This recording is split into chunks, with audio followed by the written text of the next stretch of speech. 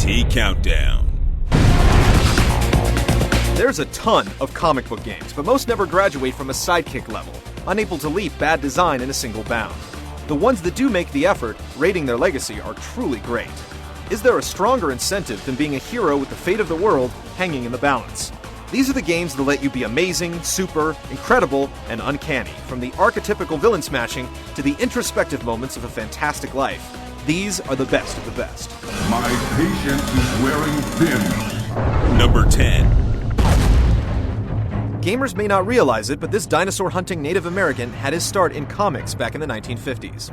It doesn't look like much today, but Turok 2 pushed the power of the N64 with detailed textures and lengthy voice samples. Legions of the undead have begun pouring through these gates into Arisi. It even used the RAM expansion pack for a high-res 640 by 480 display.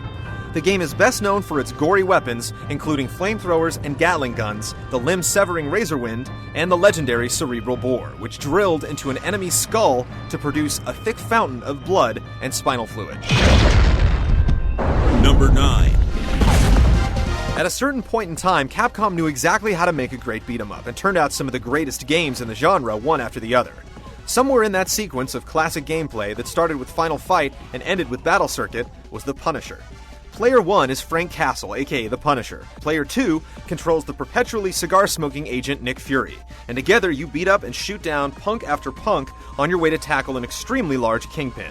You could beat up a cyborg with his own arm, slash throats with knives, and every so often, a firefight would break out and everyone would start shooting.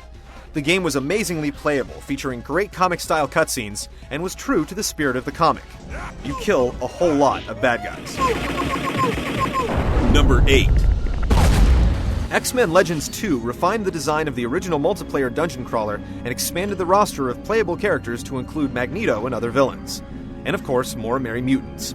Superpowers got bigger and badder as you gained experience, and you could choose to set leveling up on autopilot and swap powers on the fly during combat. There was plenty for fans, including constant character cameos, a trivia game that yields experience points, and even Patrick Stewart, reprising his role as the perfect voice for Professor X. Imagine the good we could continue to achieve. Number 7. Sporting the show's bright pastel palette and cartoony beatdowns that would make even Chuck Jones envious, Turtles in Time was a title that delivered like a steaming hot pizza. Pizza time! Stellar level designs and non-stop action made it an arcade hit, but fan-friendly nods to iconic locales, series scenarios, and notable baddies to the Turtles' mythos made the game a cult sensation. Whether you were kicking foot soldiers to the curb or surfing the sewers for pizzas, Turtles in Time had it all in a half-shell. Cowabunga! Number 6. Back when your only tools for online role-playing were a broadsword and staff, NCSoft and Cryptic Studios made our most grotesquely geek fantasies come true by letting us become our own spandex-strapped crime fighters. The citizens of Paragon City needed help, and what better way to whisk away the online hours than to pretend you were powerful enough to save them? It took longer than expected to get villains involved, but from flying around town to picking just the right color and shape of your utility belt, City of Heroes has survived as one of the freshest experiences in the MMO space. And as long as no one spoils it by making more Marvel characters, it'll stay that way. Number 5. For a superhero game to truly succeed, you have to really feel like you're the superhero. Where past Hulk games failed, Ultimate Destruction knocked it out of the park. Hulk get mad, Hulk get strong, and of course Hulk smash.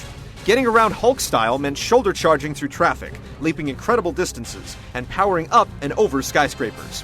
Fighting like the Hulk meant a ton of upgradable moves and the ability to charge any move for maximum power. You could also weaponize a car by ripping it in half and turning it into steel boxing gloves, and unleashing gamma-charged super moves to really wreak some havoc in the sandbox-style environments. The authentic story written by award-winning comic writer Paul Jenkins didn't hurt either, but in the end, Hulk is all about the smash. Number 4.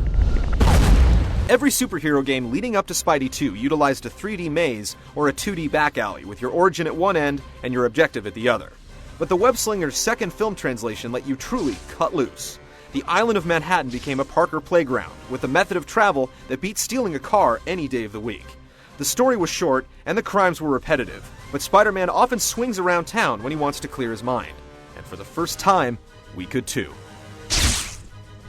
Number 3. Sure, a lot of the games on this list let you strap on tights and act out all of those magnificent moves of daring. But here's a game that wasn't afraid to bring the darker stuff to light. As Jackie Estacado, you dawned the darkness, its eel demon tentacles and all, and took back the night. Its neo-noir vibe put you as the anti-hero hell-bent on vengeance, with enough guns and sick powers to obliterate a small European nation. But this is New York City. The darkness easily entered the annals of great comic conversations, as its superhero idiosyncrasies brought fresh blood to the table. This game had heart, and you even got sidekicks from hell. Number 2. If the thought of pairing up Strider with Doctor Doom doesn't excite you, then you may as well check your pulse. If the canonical implausibility didn't give you an aneurysm first. Years of tweaking the franchise's tried-and-true system culminated in the formation of robust three-man teams, a plethora of assist attacks, and the biggest compilation of mutants and martial artists to date. It was the ultimate crossover. Even 7 years after its release, the competitive scene for the game is still going strong on consoles and at arcades everywhere. For comic book fans looking to settle bets on what-if matches, this was their chance to shine. Marvel vs. Capcom 2 was, and still is, the definitive mashup brawler for the ages. Number 1. Magneto kidnapped Professor X and Kitty Pryde, and only the X-Men had the power and svelte physique to pull off this daring rescue, through savage lands to Asteroid M. Great animation and a plethora of fanboy favorites supplied the visual panache, with something awesome always coming up. Bosses spouted manic one-liners laced with classic comic hyperbole, just to fall to the mighty X-Men's mutant maneuvers. I am Magneto, master of magnet. Simply put, X-Men was the epitome of timeless design, and it's kept the characters and their powers in Mylar mint condition, 16 years later. It was deserving of your quarters, and best played with 3 buddies. And with 6 mutants to choose from, no one was ever stuck with Dazzler. I am Magneto. You are